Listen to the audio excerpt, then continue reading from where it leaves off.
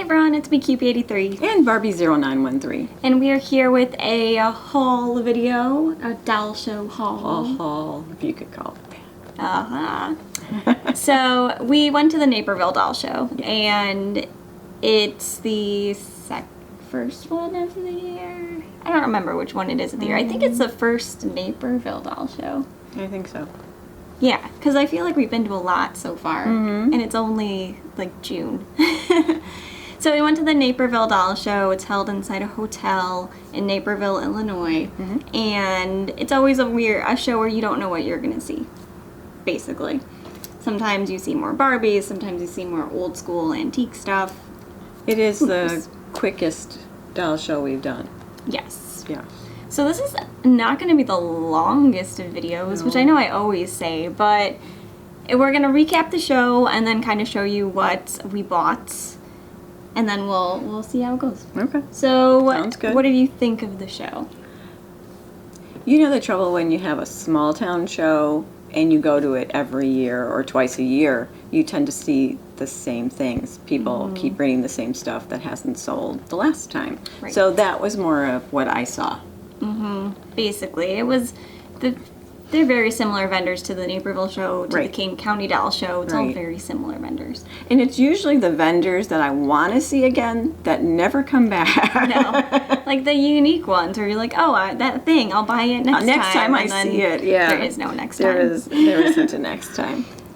There was lots of bisque at this particular show, like lots of bisque. Yeah.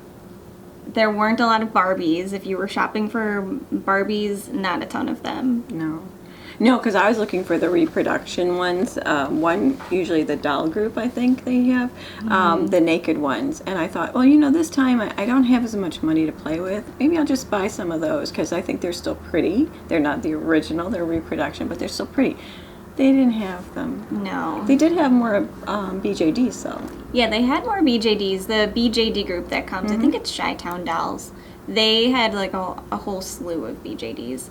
And it would have been nice had I, had money to spend, but I wasn't, you couldn't, and those are expensive. Life is getting in the way of dolls right now. Exactly. We have an out-of-town wedding to go to, so we needed to pinch our pennies more. Right. And we have a pull-up show coming up. Yeah, there's like way too many things in June. On top of each other, right. A week away. What else did we see? There was one little Miss No Name randomly at like the BJD table. 3 Thumbelinas.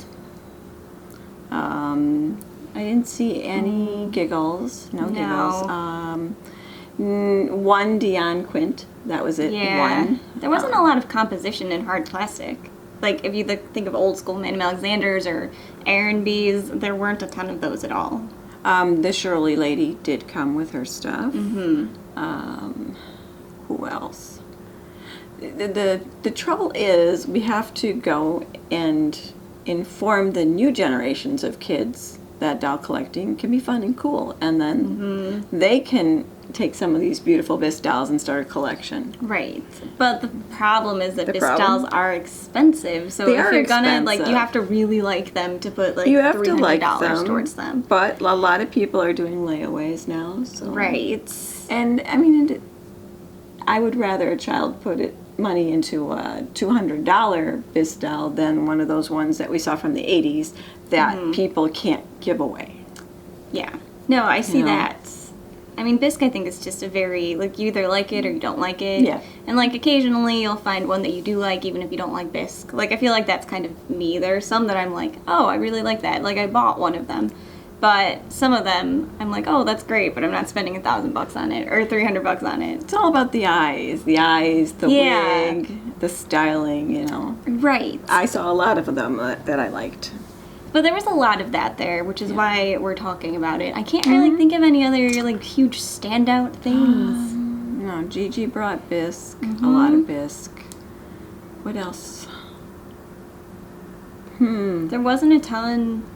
And we got there in the morning, so when we got there wasn't a big rush of people going to a doll show. No. I don't know if it's people are on vacation already, or if it's the timing, or it can't be the price, because the price is cheap to get in there. Right, it's like $5 to get in. So we need to bring more people with us. Yeah, it was kind of sad, like wandering around, even like 45 minutes into it opening, and seeing that it was not, I mean, there wasn't crowded. Right. At all. And there were maybe, like, there were still, at the point that we were there, more people vending tables than wandering around the show. And they even do an early bird time where if you pay more, you can go in there an hour before and go shop. But I asked around, and there weren't a lot of people that went to that. So Right. So that, hopefully the show picked up for hopefully the people, it did. I hope so. Next time it comes out, look for it. If you're in the area, go to it. People will stop selling if no one is buying. Right. And it's not a bad way to spend like a Saturday or Sunday morning. So Right. check it out. And we'll be one of those towns that has never seen a doll show, you know. So we don't want that. Right. Okay, so here's the unique thing about this show is that, like, I literally didn't buy anything. She didn't buy anything. I did not leave with a bag of anything. Nothing. There was nothing that I left with. Nothing. No money was spent. It's so sad. Well, $5 to get in.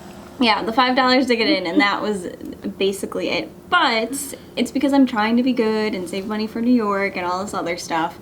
Also, there was nothing that, like, was calling to me. Like, sometimes I'll go and I'll be like, I'm not going to spend any money, and then I'll, like, leave with at least one or two things because they called to me, but nothing called to me.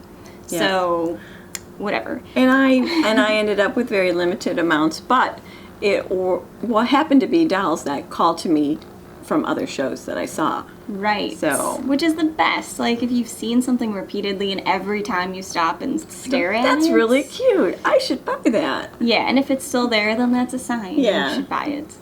So we're going to show you what my mom bought at the show, basically. Okay. Let's see. We'll go with big guy. 1960s unmarked toddler baby, just because he's got that cutest little knees. They're so cute, and I love the molded hair. And yeah, he's got some spots on there where he's missing the molding He's cute, and though. missing the paint off him. But he's a cutie. How could you not go past this guy and not say, I'm going to bring him home? Which I did see him the last time would have been a year ago or 6 months ago at the last Naperville show. So he happened to come again, and I'm like, wait, he still hasn't found a home? So it's just a 1960s unmarked, kind of like a play pal type. Super cute. Still black cute. Aren't you cute? Yes, you are. And I like the little outfit on him. He might find another outfit, maybe one from my son, but he's a cutie. I love the 60s ones. They're just these big toddlers. Yes, so cute. So that's what I got. Ooh, what did you buy next? My second item that I bought, I saw at a King County show, and they came to Naperville. And it is this little girl. Aww. This is not her original outfit. She was tagged as being composition, but she's not composition, which I kind of knew when I saw it. She is a talking doll, but she does not talk. So you can hold her. So she's from like the 1940s, She's right? 1949. People have found the advertisements for her. Originally in 1949, she was $11.95. This is the advertisement, 22 inches. I talk, I laugh, I goo, I cry, I sob. I say real words in a real baby voice. Now, talking doll, famous shilling talking doll features. She says, Mummy, I want my mummy. Up, Mummy, pick me up. Tee, ha ha, wah. She's almost as big as life. Excuse me. Her rosy vinyl light skin is like real to touch. She has silken lashes, big blue eyes, and sleep. She's the world's first human voice dolly. So she has a record inside her. So kind of think of her as a forerunner before Chatty Cathy and all the other talking dolls.